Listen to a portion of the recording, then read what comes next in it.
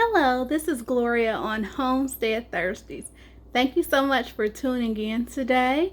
I want to say thank you to those who tuned in last week. And today I'm back again to show you just what I've been up to in the kitchen. So let's go ahead and get started. All right. Firstly, I want to say that I do not have to share with you all what I did with my sourdough starter.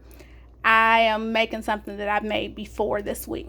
So instead, I'm going to show you this banana pudding poke cake that I made last week for Mario's birthday.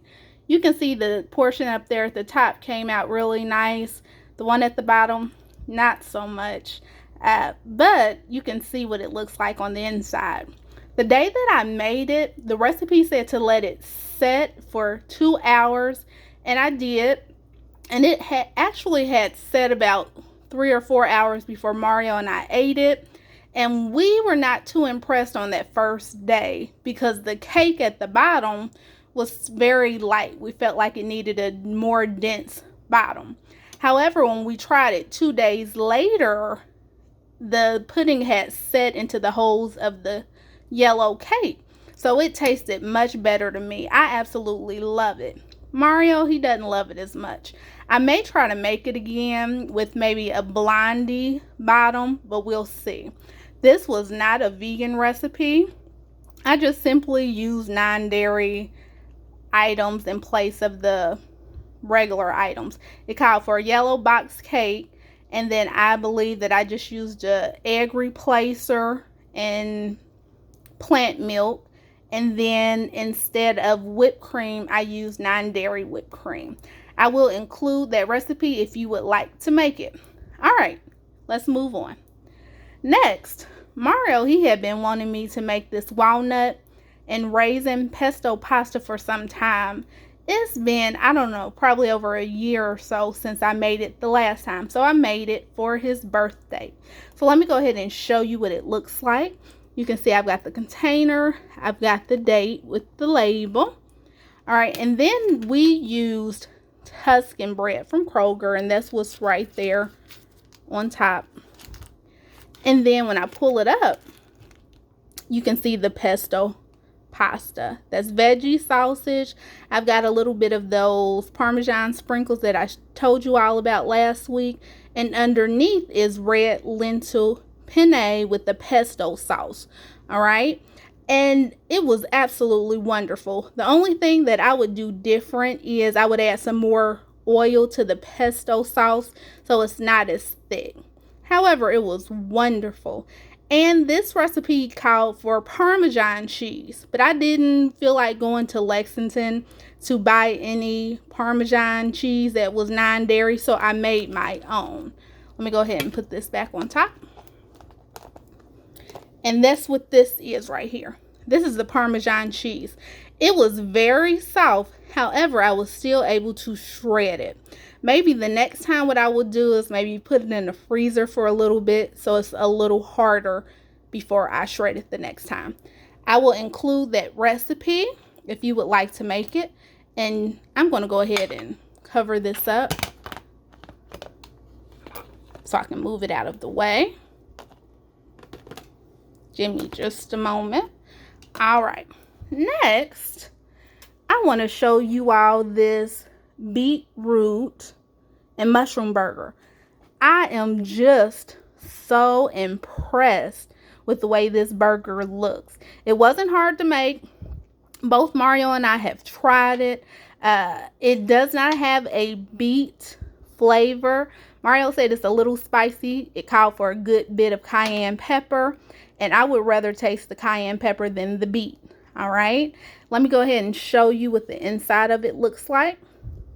Next time I probably will cook it a little bit longer so that it'll have a nice crust on the edge. All right, Mario says the inside tastes a little gummy, and that's probably because on the video, the gentleman, I believe it's the gentleman, he made one burger. However, I made a multi-batch.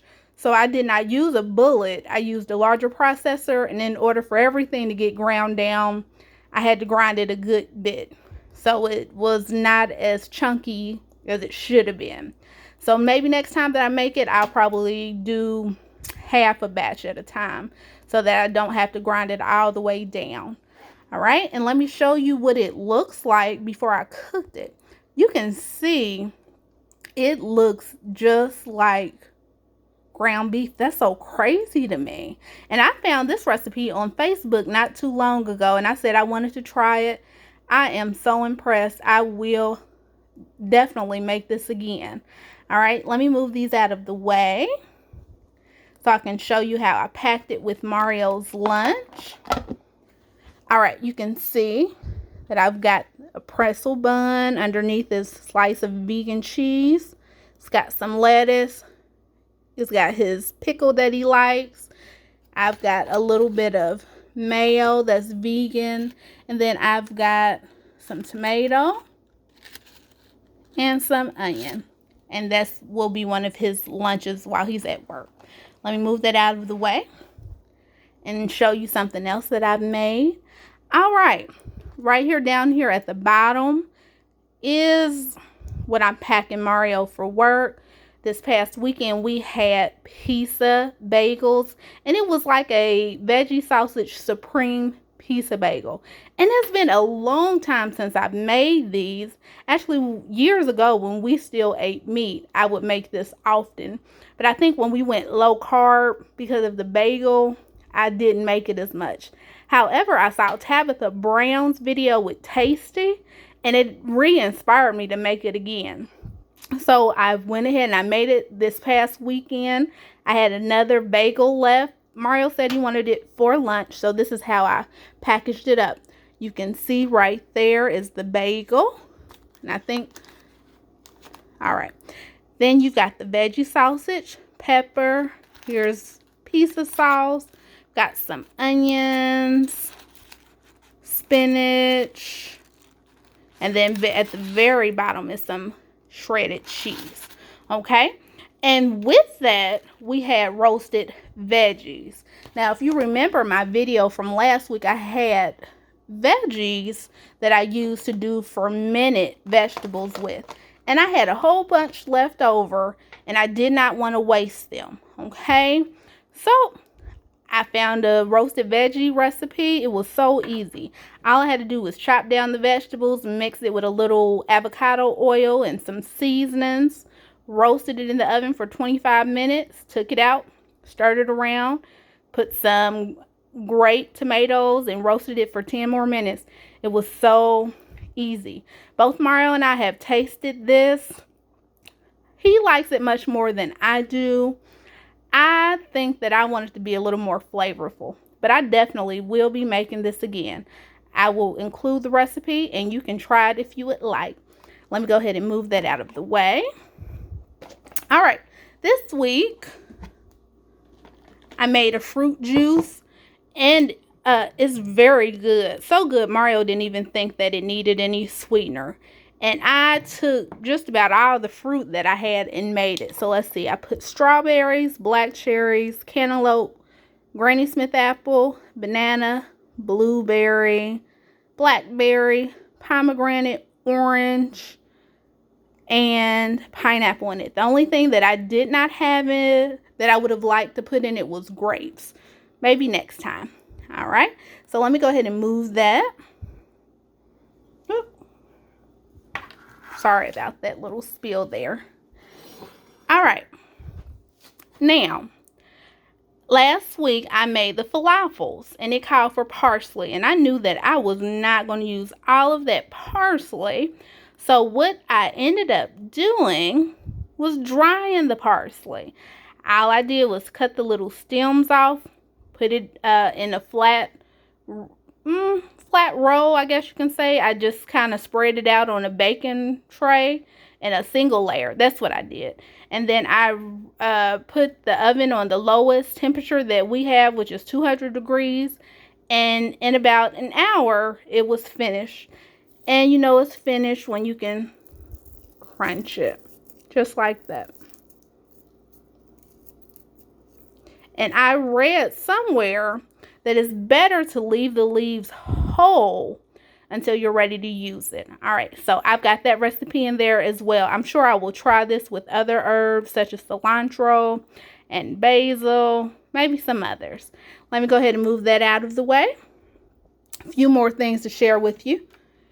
Right here, I've got my little spray bottle. This is what I use when I have some fruit that I want to eat. Just a serving or two. And what it is about a cup of white distilled vinegar or apple cider vinegar mixed with water. Just mix it up, and then I'll spray my fruit or my produce if it's just a little bit and let it sit for a few minutes and then rinse it off. Now, if I have a whole sink full of vegetables and or fruit, what I'll do is I'll put about a cup of vinegar in the sink with some not really hot water, not really cold water, maybe lukewarm, and then I'll let it sit in the sink for about 30 minutes, rinse it, and that's what I do to clean my vegetables and my fruit. Some people put baking powder in it. I don't. All right, moving right along. With you all, I will be sharing different things that I make at home when I have to restock or refill something. And this right here is my coconut oil that I use instead of lotion. And this time I try to do a little different. It is coconut oil. I put some essential oil in there. Grapefruit is my favorite scent. And then this time I added vitamin E in there, which is good for your skin. All right. And I am not certain when I will get back to selling my homemade natural products. However, at some point I will get back to them. So stay tuned. All right. And just the last thing that I will be talking about today is low carb snacks. So right here we've got skinny popcorn, white cheddar, which is actually vegan, and then Simple Truth organic sea salt and black pepper popcorn. Now, this bowl right here is about how much you will get. It's 3.5 cups, and both of them are 13 net carbs, so that's not bad at all.